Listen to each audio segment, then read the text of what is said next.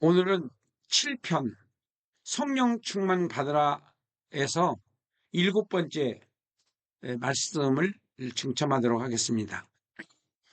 본문은 사도행전 8장 14절부터 17절까지 제가 읽어드리겠습니다.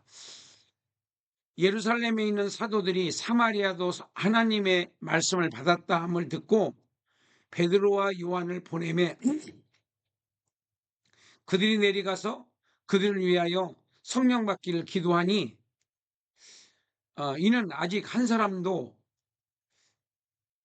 사람에게도 성령 내리신 일이 없고 오직 예수의 이름으로 세례만 받을 뿐이더라. 이에 두 사도가 그들에게 안수함에 성령을 받는지라. 자, 이 말씀을 제가 본문으로 잡은 이유는 사도행전과 성령행전을 직설적으로 표현한 부분이 없어요. 그래서 제가 못 찾는 거겠죠. 그래서 물 세례와 성령 세례는 다르다. 그와 마찬가지로 사도행전과 성령행전은 다르다. 어떻게 다르냐? 사도행전은 초대교회를 말하는 거고 성령행전은 지금도 진행형이라는 거예요. 많은 학자들이 초대교회의 성령의 역사는 끝났고 일시적으로 있었던 사건이다. 그렇게 해석하는 학자들도 꽤 많이 있습니다. 그러나 그건 비성경적이고 성령 행전은 지금 전 세계적으로 봤을 때에 아프리카도 또 중앙아시아 이런 데서 성령의 역사가 지금도 일어나고 있습니다. 지금이요. 2025년 금년에도 그런 역사가 일어나고 있다고요. 총을 쐈는데 안 죽는다든지 뭐 이런 일들이 성령의 역사거든요. 사람이 할 수 있는 것이 아니죠. 그와 마찬가지로 사도행전은 사도들이 있을 당시, 그러니까 AD 100년 미만에 사도 요한이 96세에 돌아가셨다고 그러는, 아니 96세에 요한계시록을 받았고 그 다음에 100살까지 살았다고 그래요. 어쨌든 100년까지를 우리는 초대교회, 사도행전, 사도들의 행적을 기록한 성경이 사도행전이잖아요. 그렇지만은 성령행전은 아니다는 거지. 성령행전은 지금도 진행형이고 예수님이 재림하실 때까지 진행형이라는 거예요. 성령행전은.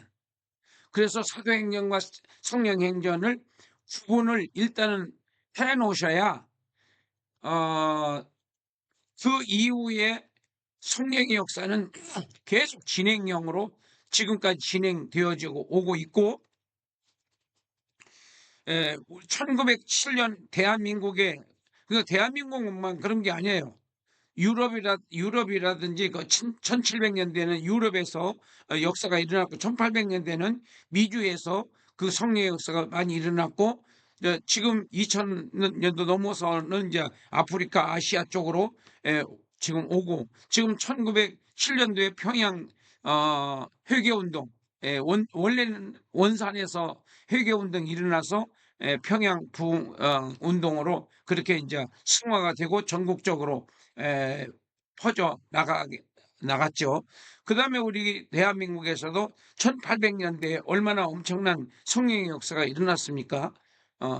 삼각산에는 아주 그냥 뭐 기도하는 분들이 어마어마하게 많았고 기도원마다 막 소망을 이뤘던 때가 있었잖아요. 예. 저희 생전에 있었던 일이니까 제가 말할 수 있는 거고 내가 경험을 했고 저도 그때 성령 충만을 받은 적이 있고 그렇습니다. 그래서 지금은 성령행전이다 하는 거예요. 사도행전과 성령행전을 좀 구분해서 우리가 앞으로 설교를 했으면 좋겠습니다. 그래서 이제 성경을 이제 전체적으로 일단 한번 훑고, 전 66권 전체를 좀 훑고, 그 다음에 이제 집중적으로 사도행전 4장으로 들어가려고 그럽니다. 지금 1장, 2장, 3장까지는 했고, 그래서 성경 66권의 목적지는 어디냐? 천국입니다. 성경 66권의 목적지는 천국이다. 그 다음에 두 번째는 성경 66권과 역사개관. 성경 66권과 역사개관. 조금 제가 이제 제목만 말씀드리고 그 다음에 요약한 걸 말씀드리겠습니다. 세 번째는 사도행전과 성령행전. 사도행전과 성령행전. 그 다음에 네 번째는 성령 강림으로 확대되는 하나님 나라. 성령 강림으로 확대되는 하나님 나라. 다섯 번째는 교회 성장을 막고 있는 교회의 문제점들. 그러니까 성령 행전을 맡고 있는 교회의 문제점들. 이렇게 좀 잡으면 될 것 같아요. 교회 성장을 맡고 있는 것은 지금 교회 안에 문제점들이 있어요. 그래서 그 문제점들을 제거하는 작업을 해야 됩니다. 이제 목회자들이. 그래서 이것을 위해서 이번에 1월달 제천에서 성령운동을 66권 성경 수경회라고 하는 제목으로 나가는데, 거기서 이제 그 설명을 좀 자세하게 드리도록 하겠습니다. 먼저 요약된 걸 말씀드리겠습니다. 성경 66권의 목적지는 천국이다라고 하는 말씀을 드리는 이유는 천국 완성을 위한 하나님의 계획이 있었어요. 그걸 5가지 과정이라고 저는 이제 요약을 했는데, 첫 번째는 천지창조, 두 번째는 아브라함과 하나님과의 언약으로 이스라엘이라고 하는 나라를 태동시키고, 그 다음에 그 후손에서 바로 구세주이신 예수님이 탄생하시고, 그리고 예수님께서 약속하신 성령을 약속하시고 승천하셨어요. 죽었다 부활하시고 승천하셨는데, 승천하시고 나서 열흘 후에 바로 성령이 강림을 하심으로써 바로 이제 하나님의 나라가 어떻게 바뀌어지는지는 아래에 내가 설명을 좀 드리겠습니다. 그리고 이제 성령 강림이 언제까지냐? 예수님 재림하실 때까지. 하나님께서 정한 수가, 천국의 정한 수가 채워지면은 바로 예수님께서 재림하시고 천국이라고 하는 나라가 시작이 된다. 그 다음에 두 번째는 성경 66권과 역사개관. 성경 66권을 우리가 압축해서 세계의 역사로 요약을 했습니다. 이건 제가 지금까지 쌓아왔던 모든 역사적, 연대적 역사를 정리해서 요약을 해보니까 성경 66권은 3가지의 역사로 구조가 되어 있더라. 3가지 역사. 첫 번째가 우리가 원역사라고 하는 창세기 1장부터 10장까지, 뭐 11장으로 잡는 학자도 있고 10장으로 잡는 학자도 있는데 저는 10장으로 잡습니다.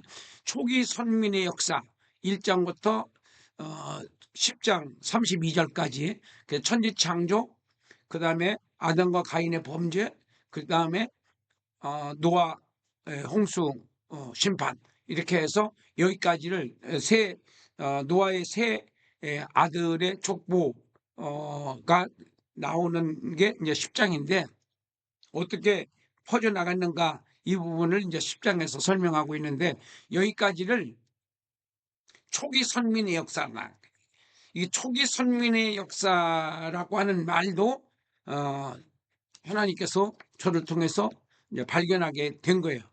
원역사가 아니라 초기 선민 역사다. 왜 그러냐 하면은 전체가 성경 66권이 선민 역사로 구성되어 있다는 걸 알 수 있어요.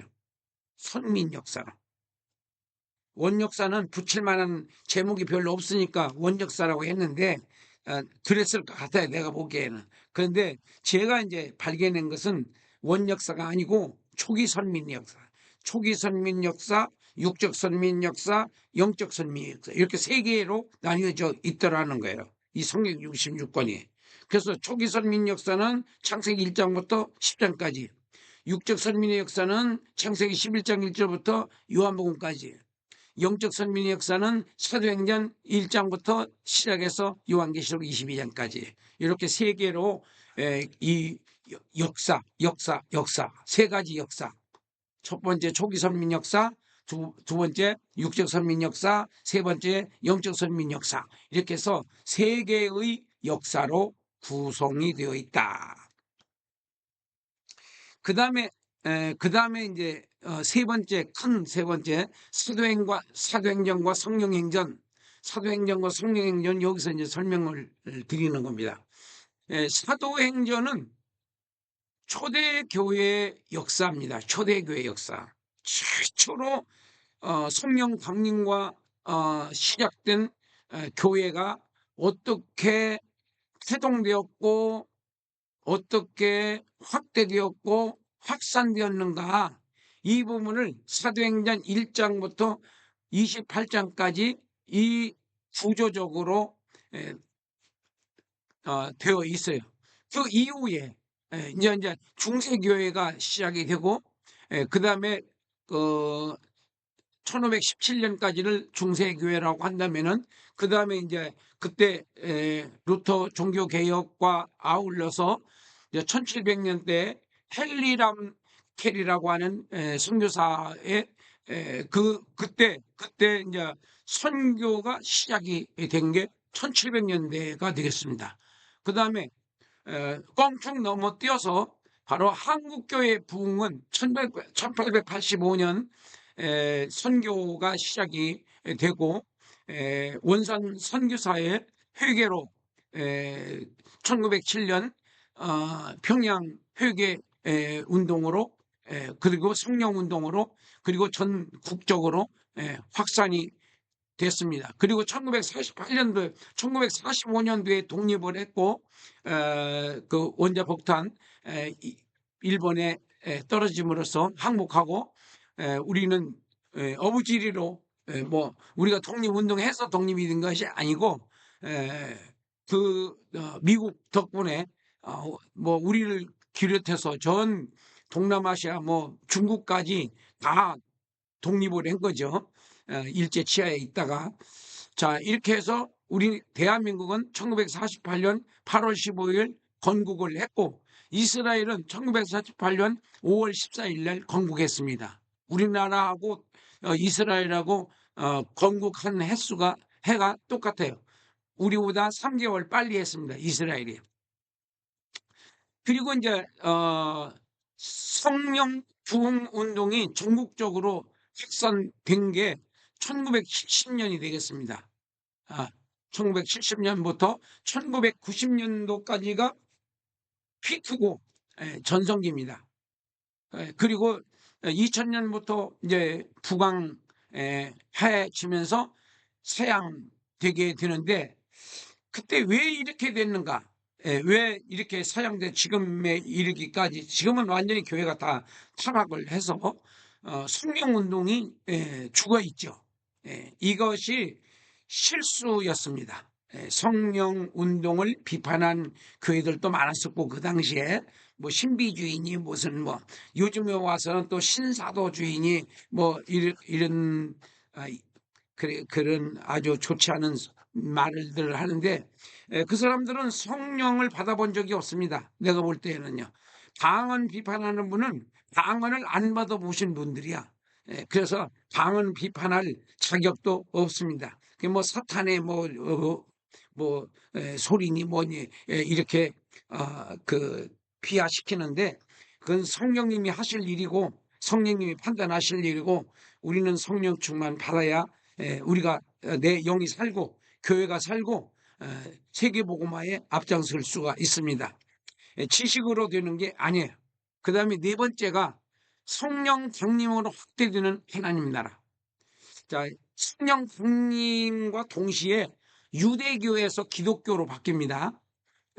그리고 유다 지파의 하나님에서 이제는 열방의 하나님으로 바뀌어요. 열방의 하나님으로. 그래서 이스라엘의 출발점은 창세기 12장이고 교회의 출발점은 사도행전 2장이다.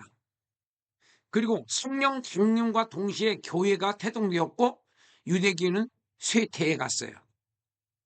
그리고 교회가 이제 번창하기 시작했고 전 세계화 됐습니다. 자, 마지막으로 5번째는 교회 성장을 막고 있는 교회의 문제점들. 교회 성장을 막고 있는 것은 교회입니다. 전도 기술을 가르치는데 전도 기술을 가르칠 일이 아니고 기도를 하게 해야 돼. 기도 운동을 벌려야 된다. 기도 운동을. 성령을 받아야지 전도를 하는 거지 기술을 가르쳐서 전도되는 게 아니다 하는 거죠. 안 가르치는 것보다 낫겠죠. 가르치는 게. 그러나 원론 얘기는 아니다는 거죠. 하나님의 방법은 아니다. 하나님의 방법은 지금도 여전히 성령의 역사는 일어나고 있습니다. 성령 받기를 기도하며 예루살렘에서 머무르라 라고 하는 말씀이 누가복음 24장 49절, 사도행전 1장 4절에 있어요. 말씀이. 그 다음에 몇 날이 못 되어 성령을 받으리라. 그게 성령 받을 때까지 기다려야 돼요. 그게 사도행전 1장 5절에 있습니다. 그 다음에 성령을 받으면 권능이 임할 것이고 그리고 증인이 될 거예요. 증인이 되라가 아닙니다. 되라고 해서 되는 것이 아니라 증인으로 살게 하려고 하시기 위해서 성령을 부어주신 권능. 성령을 받으면 나타나는 현상이 있어요. 그게 권능입니다. 권능이 뭐냐? 성령의 능력의 힘. 그래서 귀신이 벌벌 떨고 도망가고 묶인 자가 노임을 받고 눌린 자가 자유를 누리고 그다음 병든 자들이 병이 낫는 거예요. 자, 그게 전도 방법이라고요. 전도하기 위해서 성령 충만 받는 거지 무슨 신비적인 체험을 하기 위해서 성령 받는 것이 아니다 이런 얘기예요. 그래서 우리가 이런 부분에 대해서 좀 잘 정리가 될 필요가 있을 것 같습니다. 오늘 말씀은 여기까지. 오늘 말씀의 주제는 사도행전과 성령행전을 구분하라. 사도행전과 성령행전을 구분하라. 또 물세례와 성령 세례를 구분하라. 물세례와 성령 세례를 구분하라.